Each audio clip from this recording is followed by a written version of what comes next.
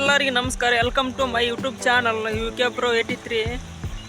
ಯಾರ್ಯಾರು ಹೊಸಬ್ರು ಇದ್ರಿ ಯೂಟ್ಯೂಬ್ ಚಾನಲನ್ನು ಕ್ರಿಯೇಟ್ ಮಾಡ್ಕೋರಿ. ಯಾರ್ಯಾರು ನೋಡಾಕತ್ತೀರಿ ಸಬ್ಸ್ಕ್ರೈಬ್ ಮಾಡ್ಕೋರಿ, ಲೈಕ್ ಮಾಡ್ಕೋರಿ. ಮತ್ತು ನಾನು ನಿಮಗೆ ಪ್ರತಿದಿನ ವಿಡಿಯೋ ಅಪ್ಲೋಡ್ ಮಾಡ್ತಾ ಇರ್ತೀನಿ. ನಾ ಇವಾಗ ಏನು ಮಾಡಾಕತ್ತೀನಪ್ಪ ಅಂದ್ರೆ ನಮ್ಮ ತೋಟದೊಳಗೆ ನೀರು ಹಾಸಾಗತ್ತೀನಿ.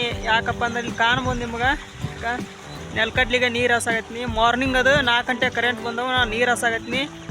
ಹಂಗೆ ಯಾರ್ಯಾರು ವಿಡಿಯೋ ನೋಡಾಕತ್ತೀರಿ ಲೈಕ್ ಮಾಡಿರಿ. ಬರ್ರಿ ಫ್ರೆಂಡ್ಸ್, ನಾಷ್ಟ ಮಾಡೋಣ. ನಾನು ಮಾತ್ರ ಶಿಸ್ತು ಕುಂತ್ಕೊಂಡು ಹೊಲದ ಒಳಗೆ ನಾಷ್ಟ ಮಾಡ್ತೀನಿ. ನೀವು ಬೇಕಾದ್ರೆ ಬರ್ರಿ, ಕರೆದಿಲ್ಲ ಅಂತ ಹೇಳಕ್ಕೆ ಹೋಗ್ಬೇಡ್ರಿ. ನಾನು ನಮ್ಮ ಬ್ರದರ್ ಇಡ್ಲಿ ದಾಸಿ ತಂದನ ತಿನ್ನಾಕತ್ತೀನಿ. ಹಂಗೆ ಏನಪ್ಪ ಅಂದ್ರೆ ಇವತ್ತು ನಮ್ಮ ಅಂಬ್ರಿಗೆ ಎಣ್ಣೆ ಹೊಡಿಬೇಕಂತಂದು ಎಣ್ಣೆ ಹಾಕಾಕತ್ತೀನಿ.